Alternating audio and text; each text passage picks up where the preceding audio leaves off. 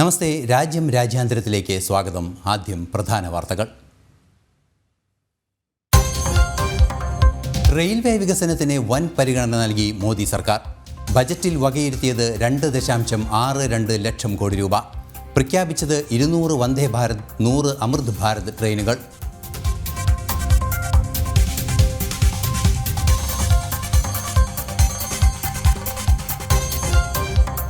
Somalian IS ഭീകരർക്കെതിരെ വ്യോമാക്രമണം നടത്തി America.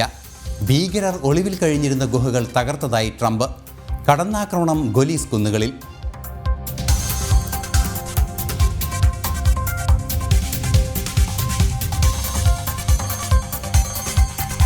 America അധിക താരിഫ് ചുമത്തിയതിനെതിരെ ചൈന. ലോക വ്യാപാര സംഘടനയെ സമീപിക്കുമെന്ന് ചൈനീസ് വാണിജ്യ മന്ത്രാലയം. അമേരിക്ക ഏർപ്പെടുത്തിയത് 10% അധിക താരിഫ്.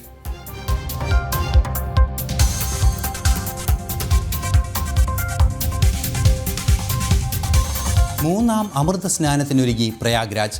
വസന്തപഞ്ചമി ദിനമായ നാളെ പുണ്യസ്നാനത്തിനായി തീർത്ഥാടകരുടെ ഒഴുക്ക് തുടരുന്നു. തിരക്ക് നിയന്ത്രിക്കാൻ കർശന സംവിധാനം.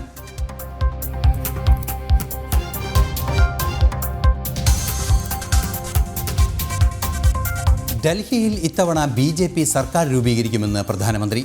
ബജറ്റിലെ നികുതി ഇളവ് യുവാക്കൾക്കാണ് ഗുണം ചെയ്യുക. BJP മാത്രമാണ് സാധാരണക്കാരെ മാനിക്കുന്നതെന്നും ഡൽഹി തെരഞ്ഞെടുപ്പ് റാലിയിൽ നരേന്ദ്രമോദി.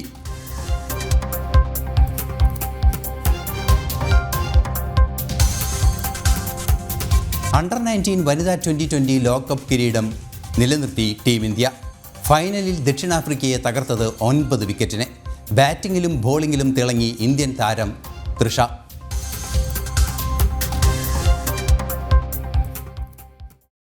വാർത്തകൾ വിശദമായി. റെയിൽ വികസനത്തിന് വലിയ പരിഗണന നൽകി മോദി സർക്കാർ. 2.62 ലക്ഷം കോടി രൂപയാണ് ബജറ്റിൽ വകയിരുത്തിയത്. 200 വന്ദേ ഭാരത് ട്രെയിനുകളും 100 അമൃത് ഭാരത് ട്രെയിനുകളും പ്രഖ്യാപിച്ചു.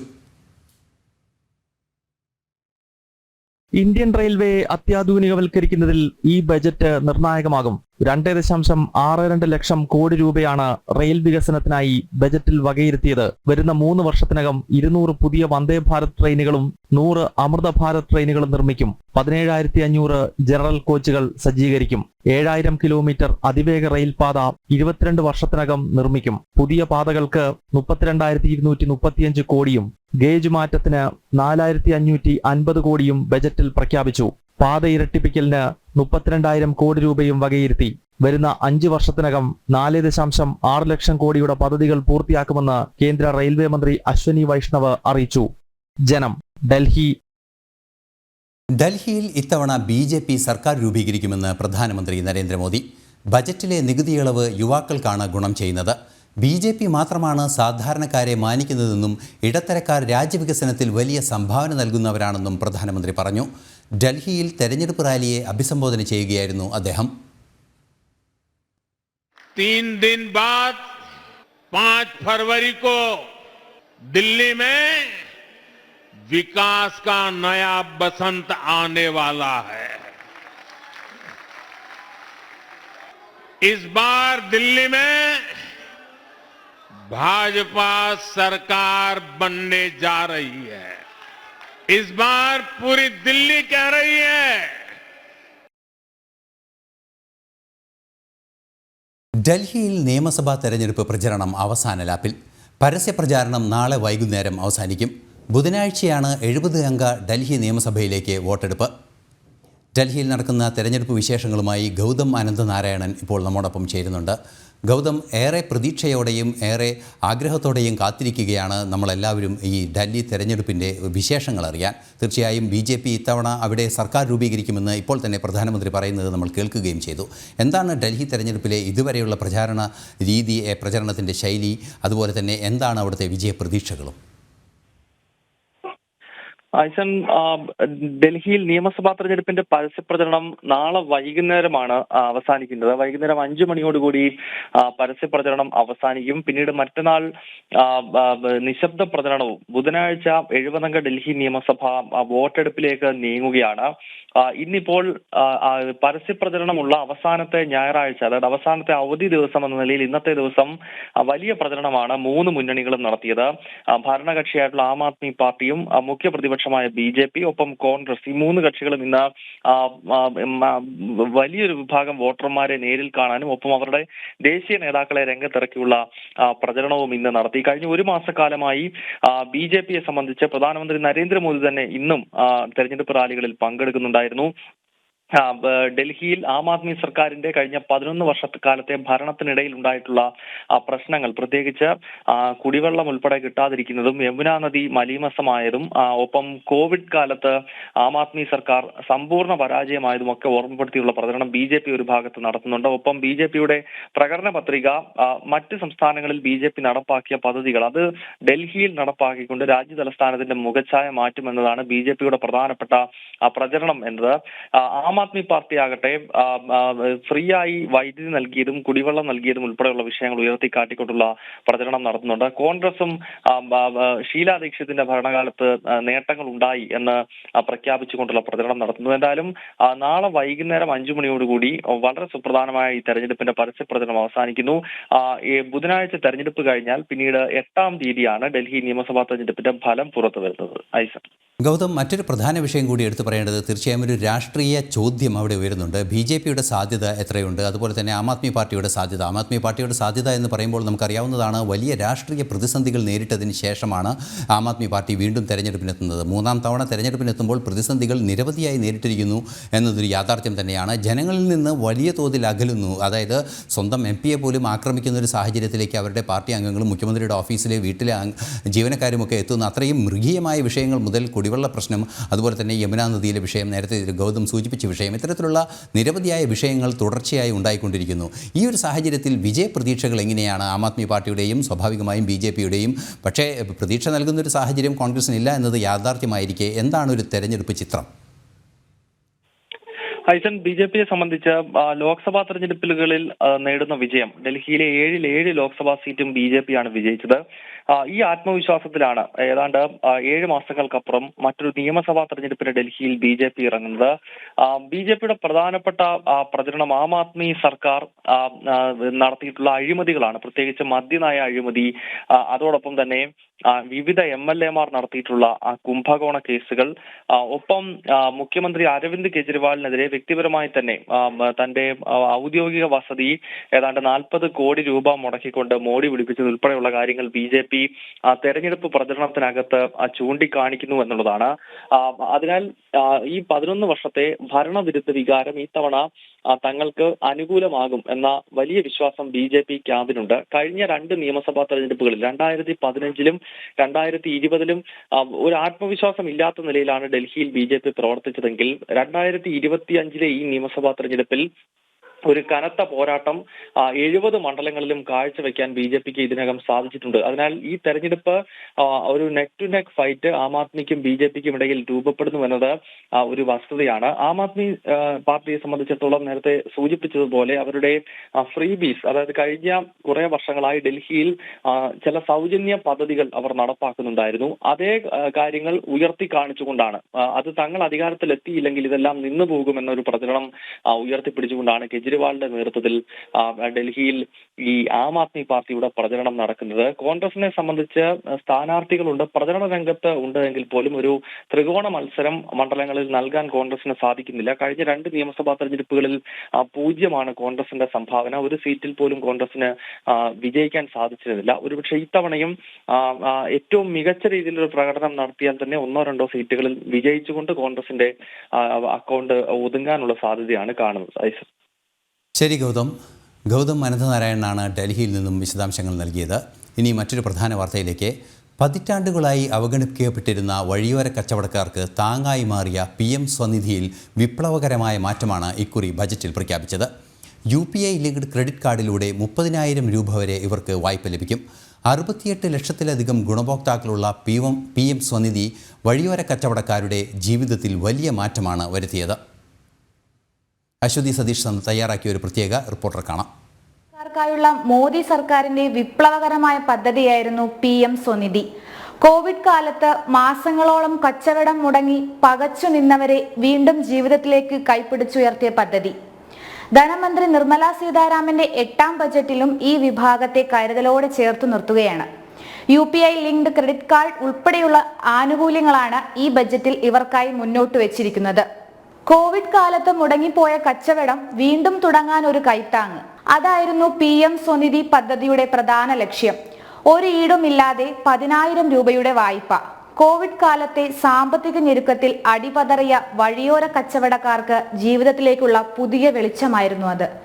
ആയിരക്കണക്കിന് കച്ചവടക്കാരും അവരുടെ കുടുംബവും ഈ പദ്ധതി പ്രയോജനപ്പെടുത്തി ജീവിതത്തിലേക്ക് തിരിച്ചു കയറി. കൃത്യമായി തിരിച്ചടച്ചാൽ ഇരട്ടി തുക രണ്ടാം ഘട്ടത്തിൽ ലഭിക്കും.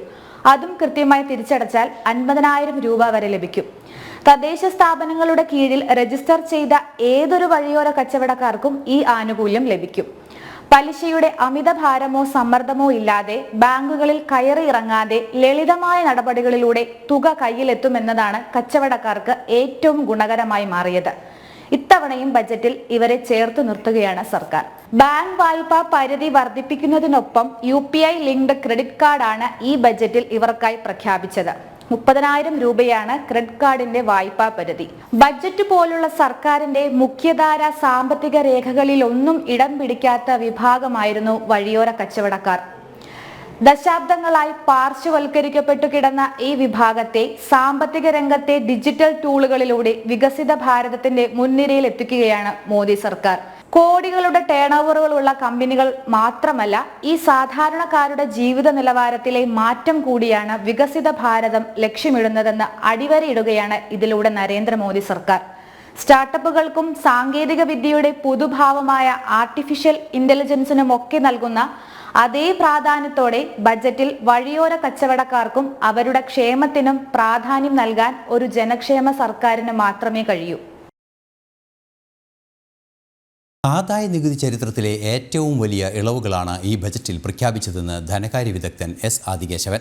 നികുതി ഭാരം കുറച്ച് വ്യവസ്ഥകൾ ലളിതമാക്കിയ ആദായ നികുതി സംവിധാനമാണ് ഇന്നലെ അവതരിപ്പിച്ച ബജറ്റിന്റെ പ്രത്യേകത. ലക്ഷ്യം വെച്ച നികുതി വരുമാനം നേടാൻ കഴിഞ്ഞ വർഷങ്ങളിൽ സാധിച്ചിരുന്നതായും S. ആദികേശവൻ ജനം TV-യോട് പറഞ്ഞു.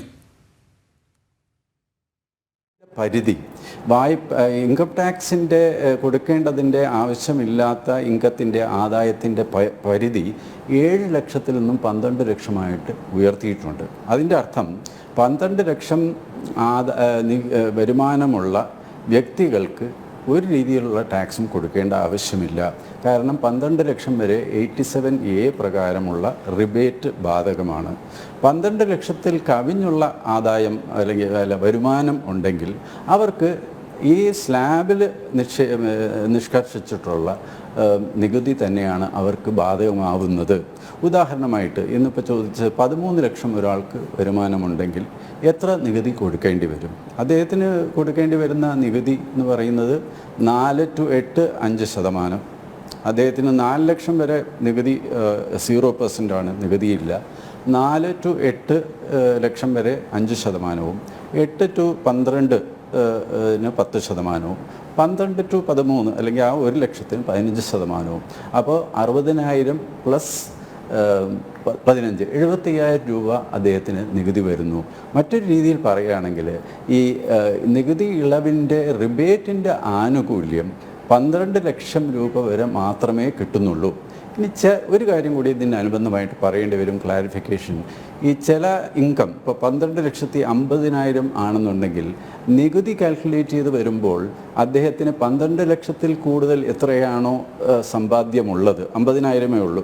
നികുതി കാൽക്കുലേറ്റ് ചെയ്ത് വരുമ്പോൾ ചിലപ്പോൾ 55,000 ആയാൽ ഒരു മാർജിനൽ റിലീഫ് വെച്ചുകൊണ്ട് 5,000 രൂപ മാത്രം അദ്ദേഹത്തിന് നികുതി കൊടുത്താൽ മതി. അത് പൊതുവെ വരുന്ന ഒരു പരിധി എന്ന് പറയുന്നത് 12,70,000 വരെയൊക്കെ നമ്മൾ നികുതി കണക്കാക്കുമ്പോൾ നികുതിയുടെ തോത് 12 ലക്ഷത്തിനധികമായിട്ട് നിൽക്കുന്ന വരുമാനത്തിനേക്കാളും കൂടുതലായതുകൊണ്ട് അതൊരു റിലീഫായിട്ട് കൊടുക്കാനുള്ള ഒരു മാർജിനൽ റിലീഫ് എന്നുള്ള വ്യവസ്ഥയും കൂടിയിട്ടുണ്ട്. പക്ഷേ 15 ലക്ഷം അല്ലെങ്കിൽ 25 ലക്ഷം അല്ലെങ്കിൽ 30 ലക്ഷം വരുമാനമുള്ള ആൾക്കാർക്ക് ഈ സ്ലാബ് അനുസരിച്ചിട്ടുള്ള നികുതി കണക്കാക്കി അവർക്ക് കൊടുക്കേണ്ടി വരും. മറ്റൊരു രീതിയിൽ പറഞ്ഞാൽ അവർക്ക് ഈ 12 ലക്ഷം വരെ നികുതി കൊടുക്കേണ്ട എന്നുള്ള ഒരു വകുപ്പ് അല്ലെങ്കിൽ ഇളവ് അവർക്ക് ബാധകമല്ല. അതും വളരെ നീതിയുക്തമായ തീരുമാനം എന്ന് വേണം നമുക്ക് കണക്കാക്കാൻ. എന്തെന്ന് വെച്ചാൽ 12 ലക്ഷത്തിൽ കവിഞ്ഞ് വരുമാനമുള്ള ആൾക്കാർക്ക് കൂടുതൽ നികുതിയാണ് ശരിക്കും കൊടുക്കേണ്ടി വരിക. അപ്പോൾ കൂടുതൽ വരുമാനമുള്ള ആളുകളിൽ നിന്നും കൂടുതൽ നികുതി പിരിച്ചെടുക്കുകയും സാധാരണ ഒരു 1 ലക്ഷം രൂപ വരെ സാലറിയുള്ള അല്ലെങ്കിൽ വരുമാനമുള്ള പ്രതിമാസം 1 ലക്ഷം രൂപ വരെ വരുമാനമുള്ള ആൾക്കാർക്ക് നികുതി ബാധകമല്ലാതെ ആക്കുകയും ചെയ്യുന്ന ഒരു പ്രോഗ്രസീവായിട്ടുള്ള നടപടിയാണ്. സൊമാലിയൻ IS ഭീകരർക്കെതിരെ വ്യോമാക്രമണം നടത്തി അമേരിക്ക. ഭീകരർ ഒളിവിൽ കഴിഞ്ഞിരുന്ന ഗുഹകൾ തകർത്തതായി ട്രംപ്. ഖോലീസ് കുന്നുകളിലാണ് ആക്രമണം നടന്നത്. IS ഭീകരർ അമേരിക്കയ്ക്കെതിരെ ആക്രമണത്തിന് പദ്ധതിയിട്ടിരുന്നതായും ട്രംപ് വ്യക്തമാക്കി. രാജ്യത്തിൻ്റെ വടക്കൻ മേഖലയിൽ അമേരിക്കൻ വ്യോമാക്രമണം നടന്നതായി സൊമാലിയൻ പ്രസിഡന്റും സ്ഥിരീകരിച്ചു. വടക്കൻ സൊമാലിയയിലെ ഗോലീസ് കുന്നുകളിൽ തമ്പടിച്ച IS ഭീകരർക്കെതിരെയായിരുന്നു ആക്രമണം. ആക്രമണം നടന്നതായി സൊമാലിയൻ പ്രസിഡന്റും സ്ഥിരീകരിച്ചു. അമേരിക്കയ്ക്കെതിരെ ആക്രമണത്തിന് ഇവർ തയ്യാറെടുത്തിരുന്നതായി സൂചനകൾ ലഭിച്ചിരുന്നു. ട്രംപ് ആക്രമണത്തിന് ഉത്തരവിട്ട മണിക്കൂറുകൾക്കകം സൈനിക നടപടി ആരംഭിച്ചു. ഗോലീസ് കുന്നുകളിൽ തമ്പടിച്ചവർ അമേരിക്കയ്ക്ക് ഭീഷണിയാണ്. ഇവരെ ഏതു തരത്തിലും കണ്ടെത്തി കൊലപ്പെടുത്തുമെന്ന് ട്രംപിന്റെ സമൂഹ മാധ്യമ കുറിപ്പിൽ കൃത്യമായ സൂചനയുണ്ടായിരുന്നു. ആക്രമണത്തിൽ സാധാരണക്കാർക്ക് പരിക്കേറ്റിട്ടില്ലെന്നും ഭീകരർ കൊല്ലപ്പെട്ടതായും അമേരിക്കൻ പ്രതിരോധ സെക്രട്ടറി അറിയിച്ചു. കഴിഞ്ഞ ഭരണകാലത്ത് സൊമാലിയയിൽ വിന്യസിച്ച 700ഓളം US സൈനികരെ ട്രംപ് തിരിച്ചു വിളിച്ചിരുന്നു. 450 സൈനികരെ പുനർവിന്യസിക്കുകയും ചെയ്തിരുന്നു. സൈനികരെ ട്രംപ് സൊമാലിയയിൽ നിലനിർത്തുമോ എന്നത് സംബന്ധിച്ച തീരുമാനങ്ങൾ ഒന്നും തന്നെ ഉണ്ടായിട്ടില്ല. 2023 മുതിർന്ന ഇസ്ലാമിക് സ്റ്റേറ്റ് ഭീകരനെ കൊലപ്പെടുത്തിയ അതേ മേഖലയിൽ തന്നെയാണ് സൈനിക നീക്കം നടന്നിട്ടുള്ളത്. ഇന്റർനാഷണൽ ഡെസ്ക്, ജനം. തൃശ്ശൂരിലെ BJPയുടെ വിജയം ജനങ്ങൾ LDFനും UDFനും നൽകിയ താക്കീതെന്ന് കേന്ദ്രമന്ത്രി സുരേഷ് ഗോപി. ജനങ്ങളെ ഭയക്കണമെന്ന താക്കീതിൻ്റെ മെമ്മോയാണിതെന്നും സുരേഷ് ഗോപി പറഞ്ഞു. ഡൽഹി തെരഞ്ഞെടുപ്പ് പ്രചരണത്തിൻ്റെ ഭാഗമായി കേരള സെല്ലിൻ്റെ പരിപാടിയിൽ സംസാരിക്കുകയായിരുന്നു കേന്ദ്രമന്ത്രി. ഡൽഹി മയൂർ വിഹാറിൽ BJP കേരള സെൽ സംഘടിപ്പിച്ച യോഗത്തിൽ സംസാരിക്കവെയാണ് കേന്ദ്രമന്ത്രി സുരേഷ് ഗോപി തൃശൂരിലെ BJPയുടെ ഐതിഹാസിക വിജയം ഓർമ്മപ്പെടുത്തിയത്. LDFന്റെ 10 വർഷത്തെ ഭരണത്തിൽ തൃപ്തരാണോ എന്ന് ചോദിച്ച സുരേഷ് ഗോപി തൃപ്തരല്ലെങ്കിൽ BJP 71 സീറ്റ് നേടി കേരളത്തിൽ അധികാരത്തിലെത്തുമെന്ന് കൂട്ടിച്ചേർത്തു. അടുത്ത നിയമസഭാ തെരഞ്ഞെടുപ്പിൽ 2026 71 സീറ്റുമായിട്ട് ഭാരതീയ ജനതാ പാർട്ടി വരണം. അല്ലെങ്കിൽ നിങ്ങൾ പറയണം, ഈ കഴിഞ്ഞ 10 വർഷത്തെ കിരാത ഭരണം നിങ്ങളെ തൃപ്തരാണ്, അത് അംഗീകരിക്കണം. അതില്ല, ആ തൃപ്തിയില്ല, നിങ്ങൾക്ക് രോഷമുണ്ട്. എന്റെ തന്നെ സിനിമയിലെ ആ ഡയലോഗ് പറയുകയാണെങ്കിൽ, രോദനം ഉണ്ടെങ്കിൽ തിരുത്തൽ വേണ്ട. ഇടത്തരക്കാർക്ക് ആശ്വാസവും ആത്മവിശ്വാസവും നൽകുന്ന ബജറ്റാണ് നിർമ്മല സീതാരാമൻ അവതരിപ്പിച്ചത്. 2029 ലോക്സഭാ തെരഞ്ഞെടുപ്പിൽ 400 പാർ യാഥാർത്ഥ്യമാകുമെന്നും സുരേഷ് ഗോപി. ഡൽഹി എന്നും അല്ലെങ്കിൽ കേരളമെന്നും ഒന്നും ഞങ്ങൾ വേർതിരിച്ച് കണ്ടിട്ടില്ല. ഇന്നലത്തെ ബഡ്ജറ്റിൽ മിഡിൽ ക്ലാസ് എന്ന് പറയുന്നത് ഏതൊക്കെ പ്രദേശത്താണ് ഏറ്റവും കൂടുതൽ ഉള്ളതെന്ന് നിങ്ങൾ നോക്കുക. രാജ്യത്തിന്റെ സമ്പദ്ഘടനയ്ക്ക് ഏറ്റവും വലിയ പിന്തുണ നൽകുന്ന ടാക്സ് കംപ്ലയൻസ് സൊസൈറ്റി ഉദ്യോഗസ്ഥർ വൗച്ചർ എഴുതി കൊടുത്ത് ടാക്സ് ഡിഡക്ട് ചെയ്തൊക്കെ സാലറി കിട്ടും. അപ്പൊ പിന്നെ ബ്ലാക്കും വൈറ്റും സൃഷ്ടി ഒന്നും അവരുടെ ജീവിതത്തിലില്ല.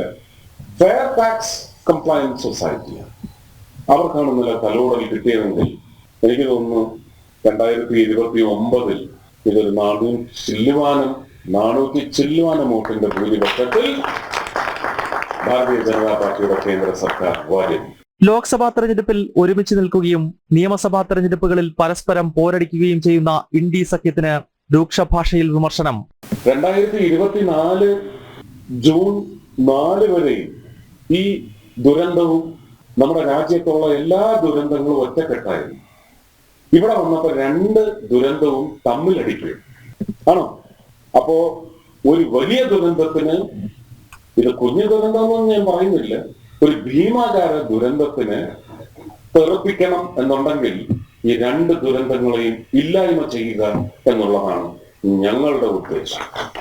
ഗാന്ധിയനായ അണ്ണാ ഹസാരയെ പിന്നിൽ നിന്ന് കുത്തി അധികാരത്തിലേറിയ കെജ്രിവാളിന്റെ ചരിത്രം മലയാളി വോട്ടർമാരെ ഒരിക്കൽ കൂടി ഓർമ്മപ്പെടുത്താനും സുരേഷ് ഗോപി മറന്നില്ല.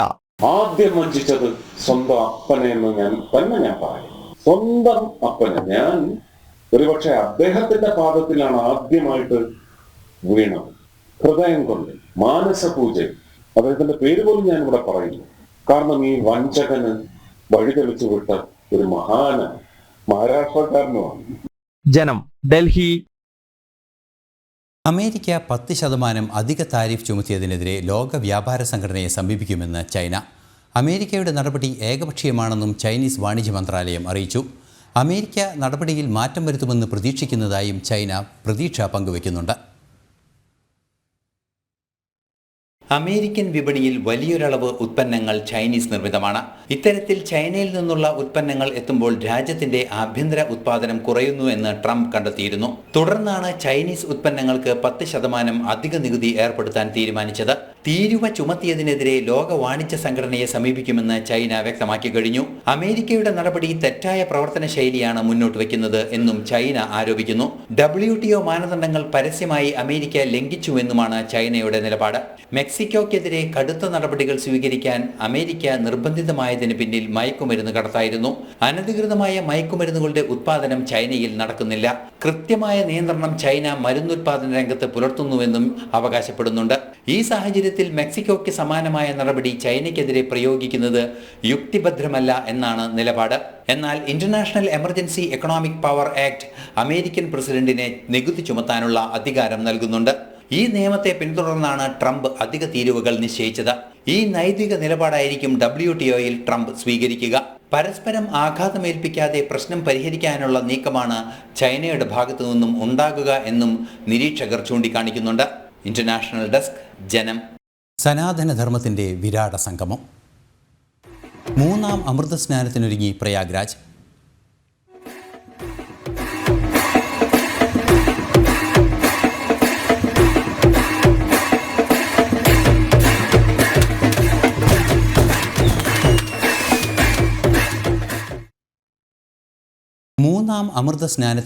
പ്രയാഗ്രാജ്. മഹാകുംഭമേളയിലെ 3ാം അമൃതസ്നാനം വസന്ത പഞ്ചമി ദിനമായ നാളെ നടക്കും. പുണ്യസ്നാനത്തിനു വേണ്ടി തീർത്ഥാടകരുടെ ഒഴുക്ക് തുടരുകയാണ്. അതേസമയം തിരക്ക് നിയന്ത്രിക്കാൻ കർശന നിയന്ത്രണങ്ങളും ഏർപ്പെടുത്തിയിട്ടുണ്ട്. മഹാകുംഭമേളയിലേക്ക് തീർത്ഥാടകരുടെ ഒഴുക്ക് തുടരുകയാണ്. ഇന്നലെ മാത്രം 2.15 കോടി തീർത്ഥാടകരാണ് കുംഭമേളയിൽ സ്നാനത്തിന് വേണ്ടി എത്തിയത്. ഇതോടെ ഇതുവരെ എത്തിയ ആകെ തീർത്ഥാടകരുടെ എണ്ണം 33.61 കോടിയായി. തിരക്ക് വർദ്ധിക്കുന്നതോടെ സുരക്ഷയും ശക്തമാക്കിയിട്ടുണ്ട്. അതേസമയം മഹാകുംഭമേളയിലെ 3ാം അമൃതസ്നാനം വസന്ത പഞ്ചമി ദിനമായ നാളെ നടക്കും. പുണ്യദിനത്തിൽ സ്നാനത്തിനെത്തുന്ന തീർത്ഥാടകരുടെ എണ്ണം ഇരട്ടിയിലധികം ആകുമെന്നാണ് വിലയിരുത്തൽ. ആദ്യ അമൃതസ്നാനത്തിന് 3.5 കോടിയും 2ാം അമൃതസ്നാനത്തിന് 7.5 കോടിയും തീർത്ഥാടകരാണ് പ്രയാഗ്രാജിലേക്ക് എത്തിയത്. അതിനാൽ തന്നെ 10 കോടിയോളം തീർത്ഥാടകരെ നാളെ പ്രതീക്ഷിക്കുന്നുണ്ട്. 2ാം അമൃതസ്നാന ദിനത്തിൽ അപകടം നടന്ന പശ്ചാത്തലത്തിൽ പഴുതടച്ച സുരക്ഷയും നിയന്ത്രണങ്ങളുമാണ് പ്രയാഗ്രാജിൽ ഏർപ്പെടുത്തിയിരിക്കുന്നത്. പ്രയാഗ്രാജിലേക്കുള്ള വാഹന ഗതാഗതത്തിനും നിയന്ത്രണം ഏർപ്പെടുത്തിയിട്ടുണ്ട്. എം നിഖിൽകുമാർ, ജനം, പ്രയാഗ്രാജ്. മെക്സിക്കോ, കാനഡ തുടങ്ങിയ രാജ്യങ്ങളുടെ ഉൽപ്പന്നങ്ങൾക്ക് 25% നികുതി ചുമത്തി ട്രംപ്. ചൈനയ്ക്ക് 10% നികുതിയും ഏർപ്പെടുത്തി. 3 രാജ്യങ്ങൾക്കും താരിഫ് ചുമത്തുമെന്ന് നേരത്തെ തന്നെ ട്രംപ് വ്യക്തമാക്കിയിരുന്നു. അമേരിക്കയ്ക്ക് പിന്നാലെ മെക്സിക്കോയും കാനഡയും തിരിച്ചും അമേരിക്കൻ ഉൽപ്പന്നങ്ങൾക്ക് താരിഫ് ചുമത്താൻ തീരുമാനിച്ചിട്ടുണ്ട്. മെക്സിക്കോയിൽ നിന്നുള്ള അനധികൃത കുടിയേറ്റവും മയക്കുമരുന്ന് കടത്തും തടയുന്നതിനുൾപ്പെടെയായിരുന്നു നടപടി. അധികാരത്തിലെത്തിയ അന്നു തന്നെ ഇതു സംബന്ധിച്ച് ട്രംപ് എക്സിക്യൂട്ടീവ് ഓർഡർ പുറപ്പെടുവിച്ചു.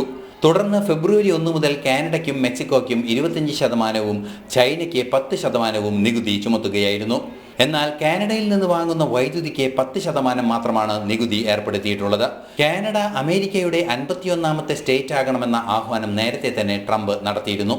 അങ്ങനെയെങ്കിൽ നികുതി ഭാരം ഒഴിവാക്കുമെന്ന മുന്നറിയിപ്പാണ് അന്ന് ട്രംപ് നൽകിയത്. അതേസമയം തിരിച്ചും കാനഡയും മെക്സിക്കോയും അമേരിക്കൻ ഉൽപ്പന്നങ്ങൾക്ക് നികുതി ചുമത്താനുള്ള നീക്കത്തിലാണ്. ഇക്കാര്യത്തിനുള്ള തയ്യാറെടുപ്പുകൾ അവർ ആരംഭിച്ചു കഴിഞ്ഞു എന്നും വ്യക്തമാക്കി കഴിഞ്ഞു. വൻതോതിൽ ചൈനീസ് ഉൽപ്പന്നങ്ങൾ അമേരിക്കയിലേക്ക് എത്തുന്നുണ്ട്. ഈ ഉൽപ്പന്നങ്ങൾക്കാണ് 10% നികുതി ചുമത്തിയിട്ടുള്ളത്. ഇന്റർനാഷണൽ ഡെസ്ക്, ജനം. ദുബായ് മുഹ്സൈനയിൽ കെട്ടിടത്തിൽ നിന്ന് വീണ് മലയാളി മരിച്ചു. കണ്ണൂർ ചൊക്ലി സ്വദേശി ആഖിബ് ആണ് മരിച്ചത്. 32 വയസ്സായിരുന്നു. ഇന്നലെ ഉച്ചയ്ക്കാണ് സംഭവം നടന്നത്. കുനിയിൽ അസീസിൻ്റെയും നഫിയയുടെയും മകനാണ്. നിയമ നടപടിക്രമങ്ങൾക്ക് ശേഷം ഖബറടക്കം പിന്നീട് നടക്കുമെന്ന് ബന്ധുക്കൾ അറിയിച്ചു.